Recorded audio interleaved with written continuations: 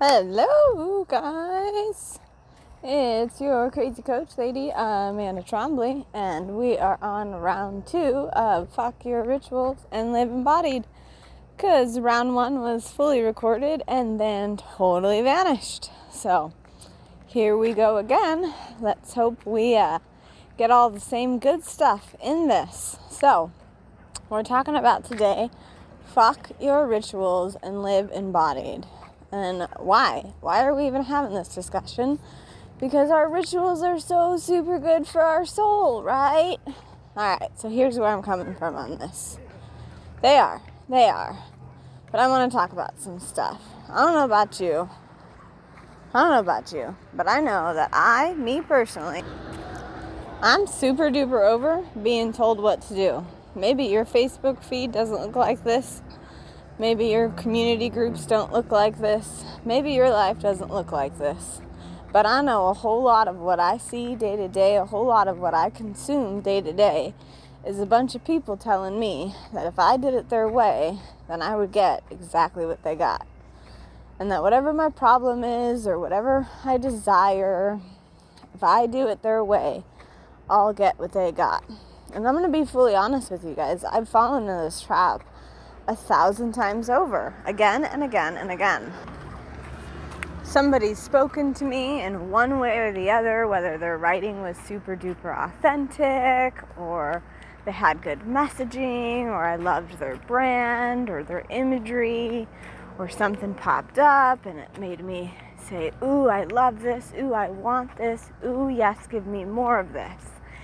For whatever reason, it attracted me, it brought me to them, their system, their strategy, their ideals, and I jumped in, right? Because we're attracted and we want to follow that energetic alignment. So, I've done it 1,000,000 times over, both in the community world and in the real world. I mean, y'all can relate to this, right? We see something that we want, and so we go after it. And if we can't, right in this moment, get what we want, we go after the steps to get that which we want. And we begin to create these strategies, these systems, or these rituals in order to acquire that desired result. Day-to-day life, this is what we do. But I'm going to tell you, I'm tired of only being surrounded by this, of only consuming this.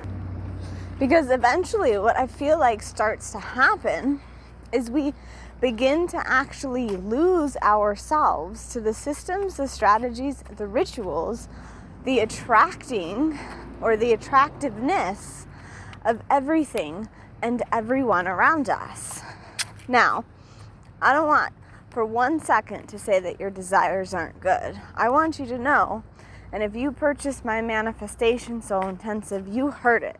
We need that desire in us. We need that want more in us. It's super duper good for us to have that within us.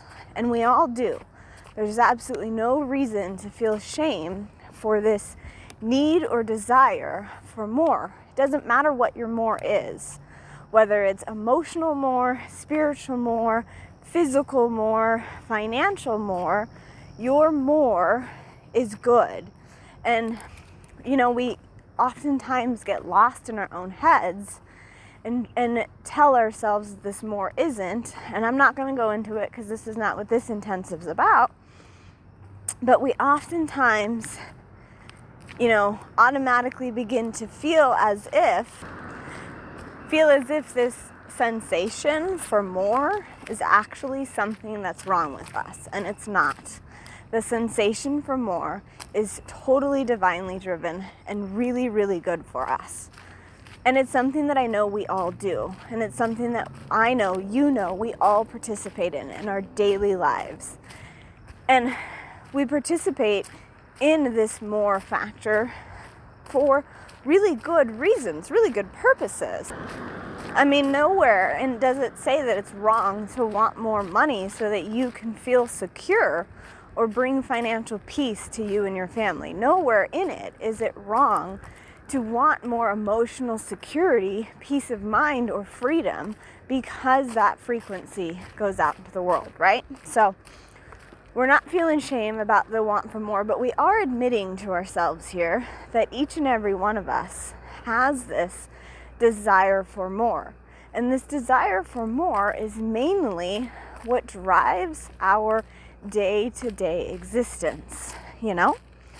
Let's just be real. I mean, it is so much of our daily lives, so much of our daily systems, so much of our daily strategies, so much of our daily rituals are because of this drive for more. We may meditate because we want to feel more aligned. We may read because we want to achieve more growth. We may do a video or make a post because we want to make more money. We may get up and work out because we want to lose more weight. Most of our systems and strategies and rituals that we participate in, good ones, come from this desire to have, to create, to be more in our lives. So, being this, how do we go back to what's the problem here? What's the problem with being attracted to this or that says, hey, here's the answer to your more, and then participating in the system, the strategy, the ritual to get you your more? Here's a couple issues I have with it. Number one, she, he, they, the book, the teacher, the guru, the strategy, the whatever, aren't you. They are not you. They do not have the same ancestral wounds. They do not have the same experiential wounds. They do not have the same wounds. Not cultural, not societal. They are not you. Even if there are heavy similarities in comparison of your experience to their experience, they're not you. There are some very clear differences between you and them. And there always will be, because they are not you. But we're attracted to them, to it, to they, for some reason. And so we begin to completely internalize their experience as our experience. And in turn, what we then happens is we begin to internalize their process as our true process.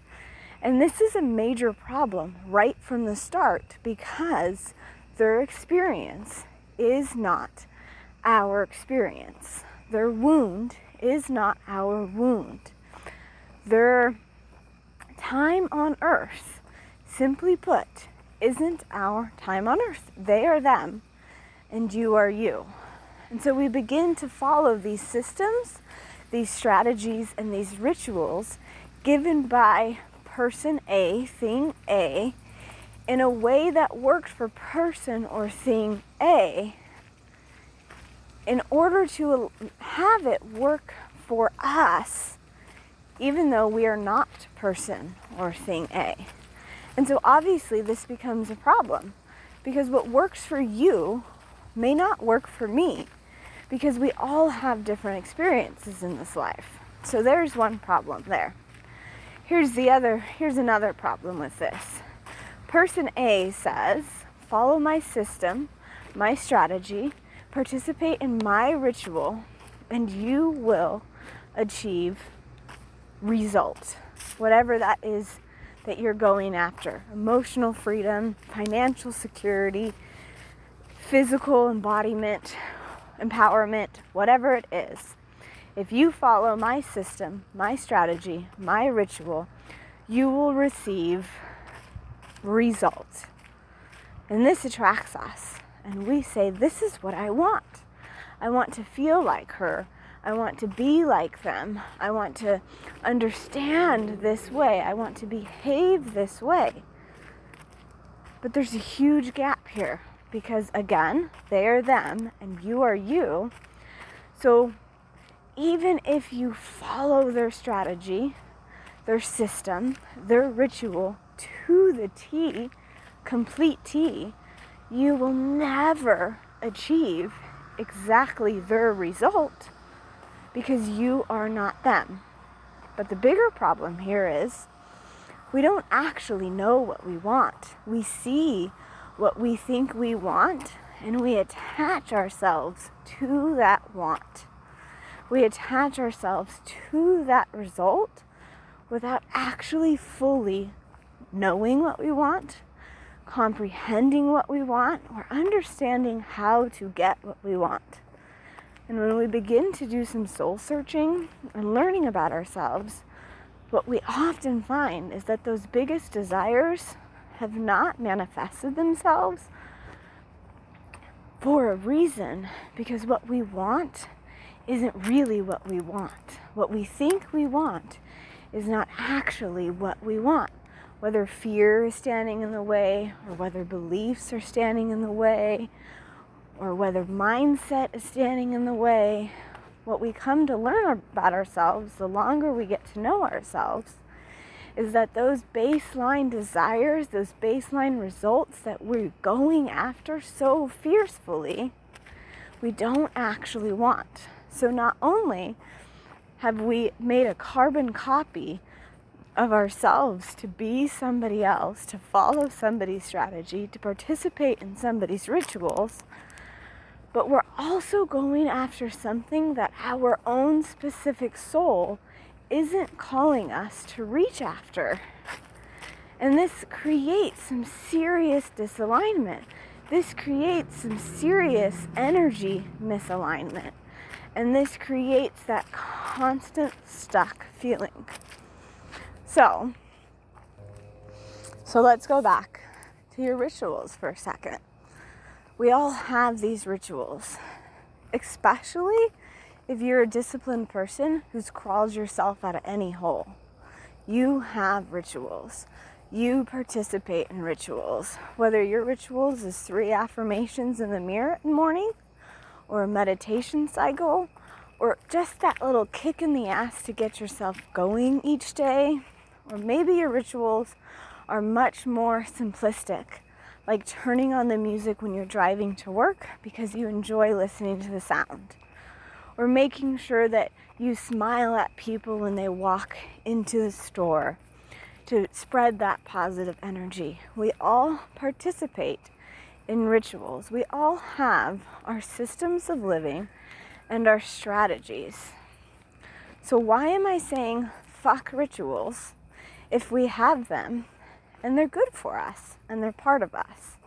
So there's a couple reasons behind why your rituals can do more harm than they can do good. The first massive gap that we face when we're talking about rituals, when we're diving into these rituals, these systems, these strategies, these ways, is the attachment to the shame cycle that we constantly see ourselves in. And we've been here. We know this. We've experienced this. So let me give you an example. You have this system that every day you're going to get up and you're going to work out 15 minutes and you're going to do this because it's good for your mental health and it's good for your mind and it's good for your body, and you're going to participate in this exercise. And whether a doctor told you it was good for you, or you read it online, or you started a new program, it doesn't really matter why you are now trying to develop this system or this strategy or this ritual. The bottom line is you now have it and you're ready to put it into place. And maybe you're really, really good at putting it into place. But let's just be real. We're all humans here. We're all living on this plane. And we are all not perfect. And because we are not perfect, what inevitably ends up happening is we fail. We don't get up on time. Life gets too busy that day. We're rushing around. That 15 minutes of workout, that system, that strategy, that ritual doesn't get completed. But instead of just letting this go, this seeps into us. This seeps into who we are. And we begin to cycle through this very painful trap of we're not good enough, we're not doing well enough, we never will be enough. I always do this to myself. I'm always stuck in this revolving door. And we begin to fully experience the harmful side of following a system, a strategy, a ritual. Because inevitably, we won't always keep up with it. Inevitably, there will be that day or time that we cannot. And because we are human, and because we are conditioned, and because we have experience, and because we have trauma, and because we have negative self-talk, and because we are who we are, when we don't participate in this ritual, it makes us question everything about ourselves. It makes us look ourselves in the mirror and feel badly about ourselves. It makes us say, no wonder we don't have six-pack abs yet. No wonder I don't make $10,000 a month yet. No wonder I am not happy, joyous, and free, because gosh dang it, I can't stick to anything. So of course, this becomes a very harmful cycle. And that ritual, that divinely given to you, attracted to you, for your purpose, for your passion, for your desire, for your result, ritual, is now no longer serving you in a positive manner. It's actually adding more pain. It's actually not just adding pain, it's actually keeping you locked, trapped in this cycle of shame, of self-degradation, of self-shame, of self-morbidity, so on and so forth. And we feel this. And sometimes we can let it go, but when we repeat that just one too many times, that ritual, that 4-hour good thing, becomes not so good for us because of our attachment to the need to perform this, because of our attachment to the need to perform the ritual, because of our attachment to the strategy or system itself, because of our attachment to the attraction of he, she, they, it.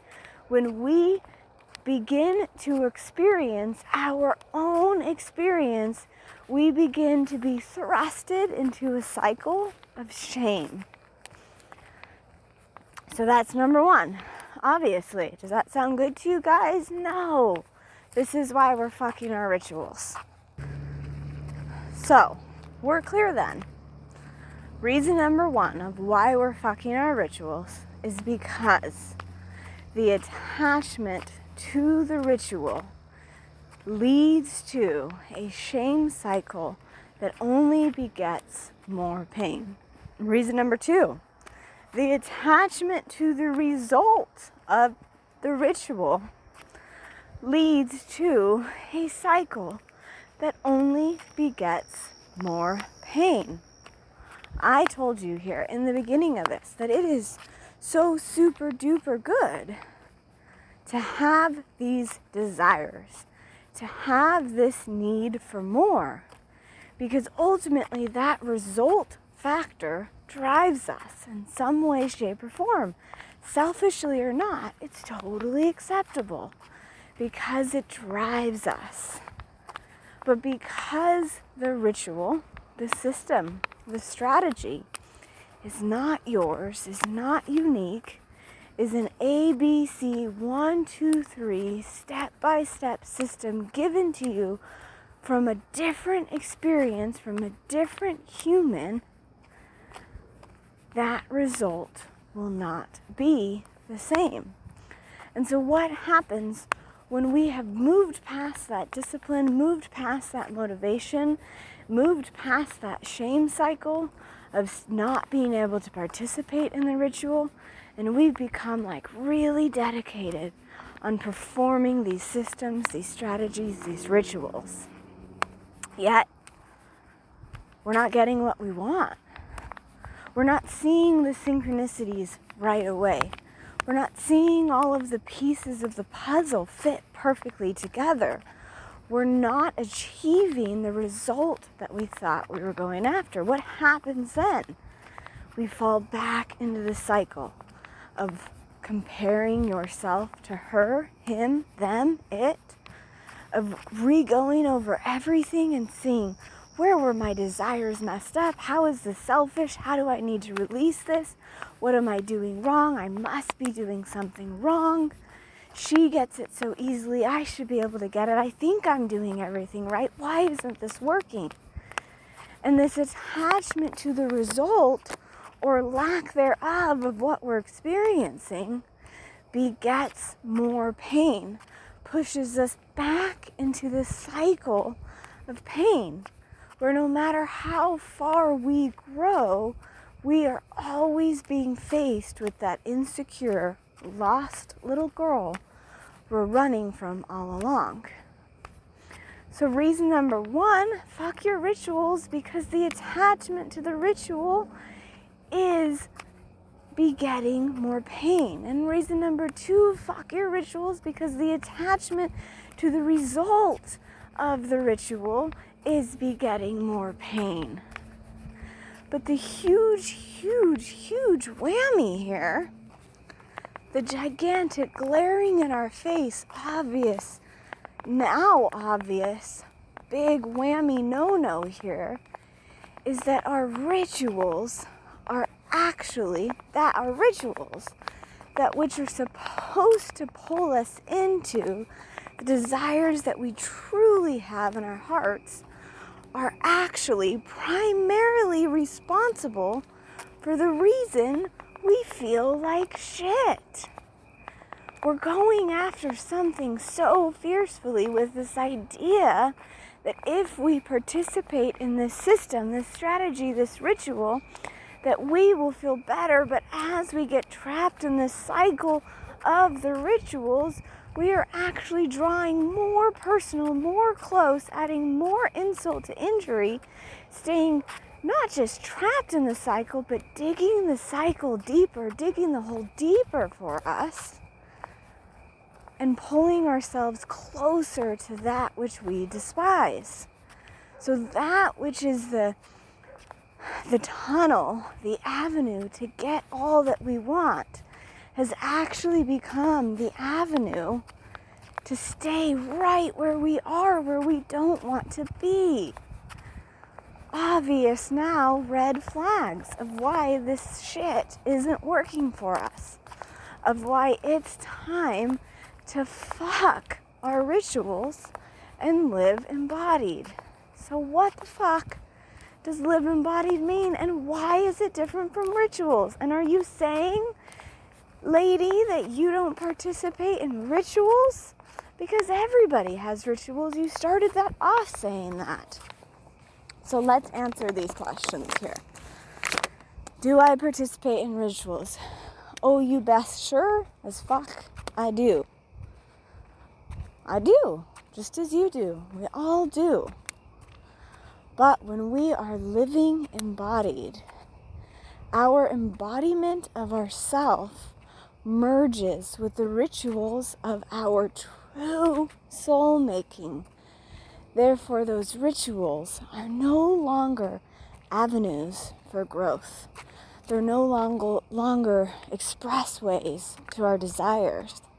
They simply are who we become. So, what's embodiment? What are we even talking about here? When we think of embodiment, I think we often think of that like meditation guru, high feminine, sensual speaker, woman empowerment, divinity type person. We have this idea of what embodiment looks like. And this is very sweet and sensual and meditative and connected and empowered version of her or of ourselves. But I just want to clear this air for you. Embodiment doesn't look like anything specific. Embodiment can be sexy and dark and raw and raunchy. Embodiment can be sensual and sweet and mystical and feminine. Embodiment can look like anything, because all embodiment really is you living in your truest self. I don't even want to say it's you living in your highest self, because although fabulous to attain that embodiment where we just stay in our highest self all the time, amazing, but let's not set unrealistic ideals on ourselves here. Embodiment is just you living in, embracing, behaving in your truest sense. It's not you participating in a system of rituals. It's not you dressing a certain way. It's not you talking a certain way. It's not you showing up a certain way. It's you being you, fully, completely, embodying every piece of your creation. And thus far, we already embody somebody. And most of the time, we're participating in these rituals to pull away from the embodiment that we currently are. Because we embody the ideals of our ancestors. Because we embody that swampy masculine energy. Because we embody some piece of ourselves that we don't really like. But embodiment isn't about putting like or dislike into any aspect of our lives. Embodiment is about owning up and living in that truest version of yourself. It is about the way that your voice carries, and the way that you enter a room, and the way that you walk, or the way that you talk, or the way that you dress. But it's not to a specific strategy, and it's not there because of a specific cultural, ancestral. It's not there because of a wound or because of a pressure. It's there because it's true to you. Embodiment doesn't have to be pretty. It doesn't have to be packaged up in a bow that is adorable and perfect. Embodiment gets to be your angry days, your sad days, your high vibe life days, your dancing in the rain days. Embodiment is just you being true, being honoring, living in the space of your most truest version of yourself. That self that has been so swept away. That self that was there before consciousness got in the way and messed it all up. That is true embodiment. And the amazing thing about true embodiment is that when we find ourselves in this state of true embodiment, we find ourselves in a state of current bliss. We find ourselves in a state of current bliss when we are living in our embodiment. And this bliss surfaces through every aspect of our lives. This bliss is with us through every step that we take, which means that we're finding bliss in the pain, and we're finding bliss in the sorrow. It means that we're finding bliss in the joy, and that we're finding bliss in the peace. And when you begin to live in a current state of bliss, your rituals no longer are rituals. And when they're no longer rituals, they're attachments, both to the result and to the strategy, can no longer harm you. Because when you are living embodied, when you are living in your true bliss, You become your movements. You become your mind. And your soul becomes you. Your soul is enacted in your every waking step. Your bliss is in your every waking moment. And so you no longer have to hold on to or participate in these systems and these strategies and these rituals. You no longer have to hold yourself to these ideals, to these standards, to these desires, to these need results, because you are living embodied. You are living bliss. And when you are living bliss, you are just living you. You are present, and you are here, and you are true, and you are connected. And therefore, every step that you take becomes something more than a ritual could ever grant you, because you are walking in your soul's making.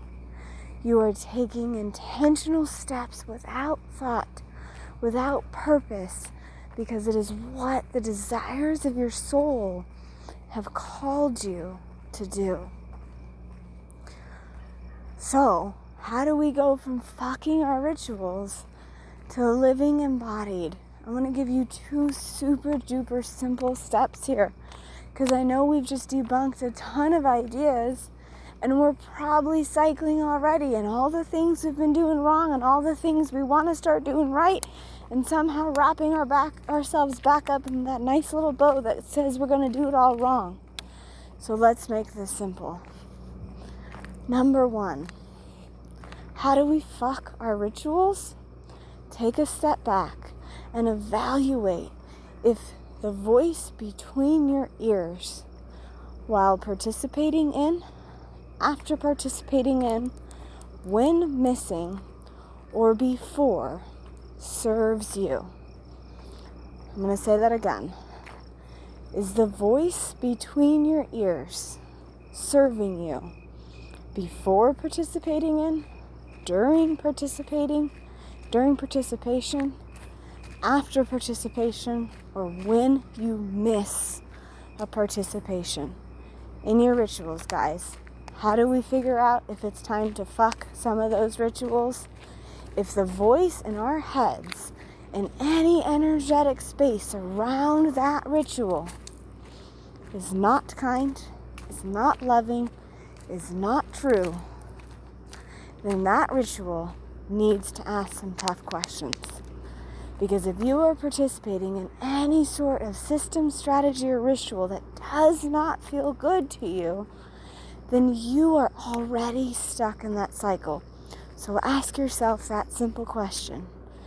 Is the voice in my head kind during, before, after, and when I miss my ritual? If your answer is yes, keep it. Move on to a different system, strategy, or ritual.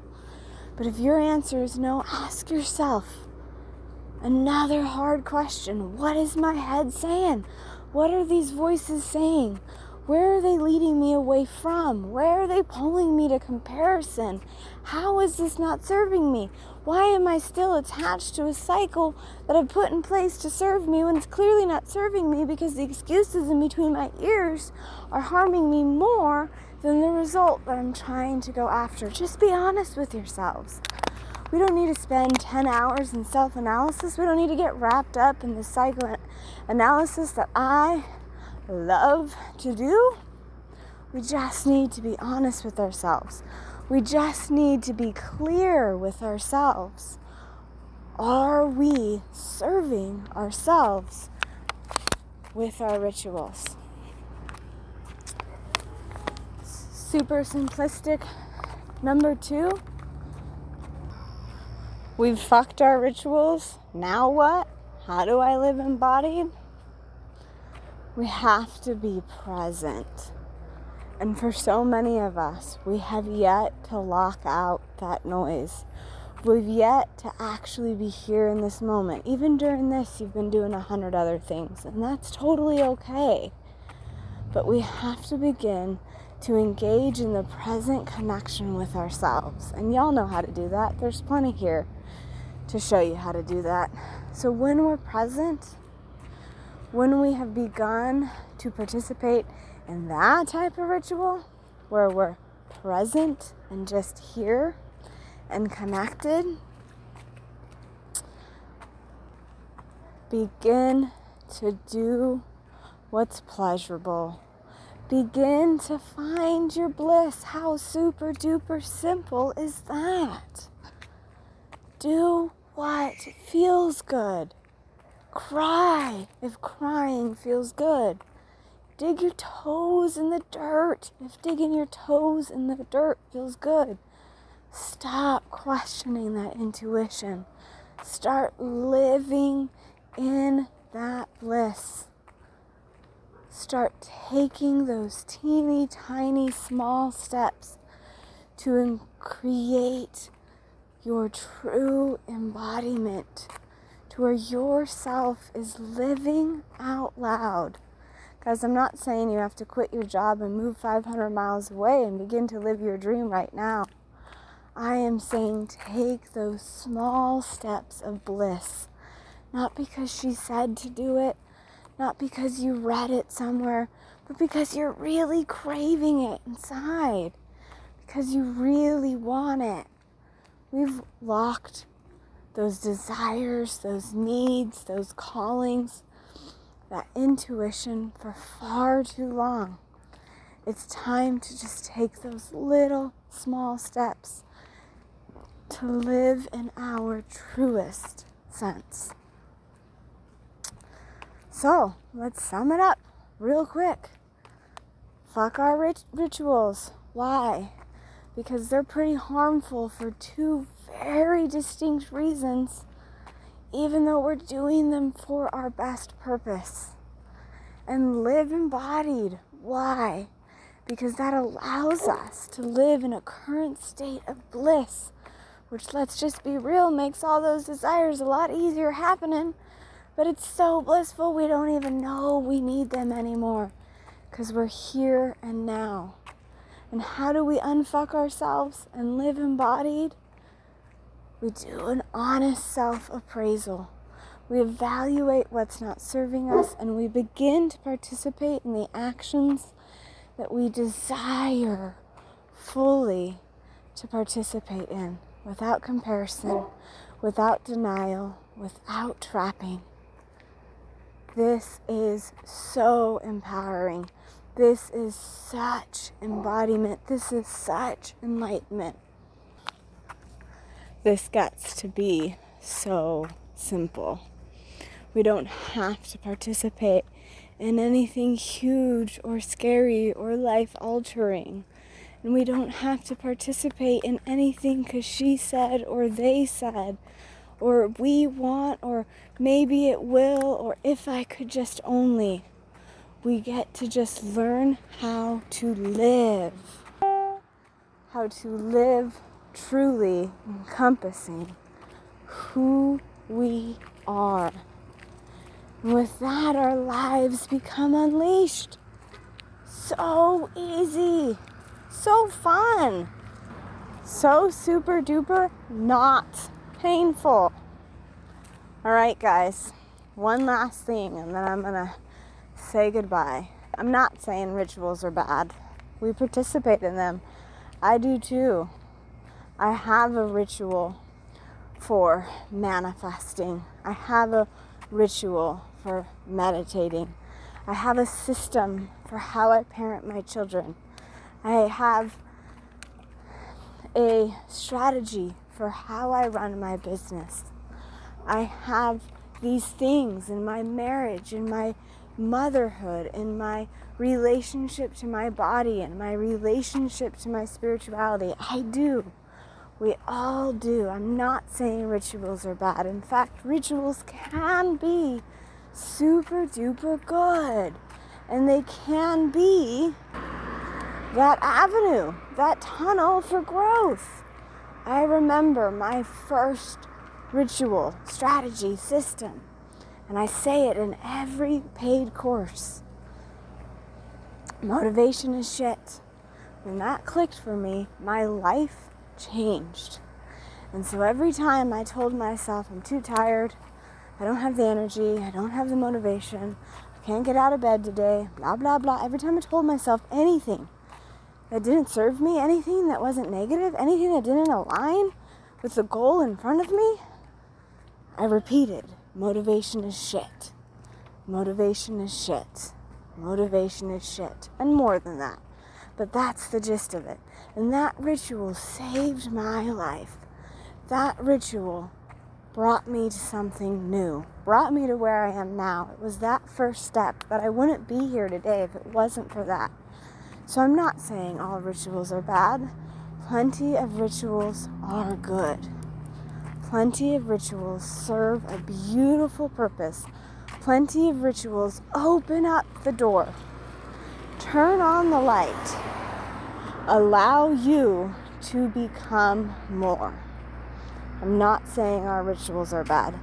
I am saying if you are still searching for that desired result, if you are still trying to find more peace, more security, more freedom of mind, if you are still trying to love yourself fully, love yourself wholly, if you are still trying to honor your self-worth and stand up courageously, if you are still trying to feel secure and empowered, if you are still trying to heal, if you are still going after that money, that promotion, that sense of security, that sense of freedom, if you are still trying, if you are still cycling, if you are still stuck in the same behavioral pattern that you were a year ago, 2 years ago, if you have taken 2 steps forward but have not found that if you've taken 2 steps backwards but have not yet found that 1 step forward, if you are cycling, if you have made progress, but it's not happening fast enough and you're still not where you want to be, then I am saying, fuck those rituals and live embodied, ma'am. That's what I am saying. They're not all bad. Some of them are soul created. Some of them are embodiment created. Some of them are so good for us. But if we're still stuck, we have to question ourselves. We have to analyze in the right way that leads to the serving purpose so that we can embody all that we are now and fully, truly become unleashed and experience the byproduct of that, which is that result factor, ladies. Okay, that's it. I'm signing off. We have more good shit coming. We will see you then.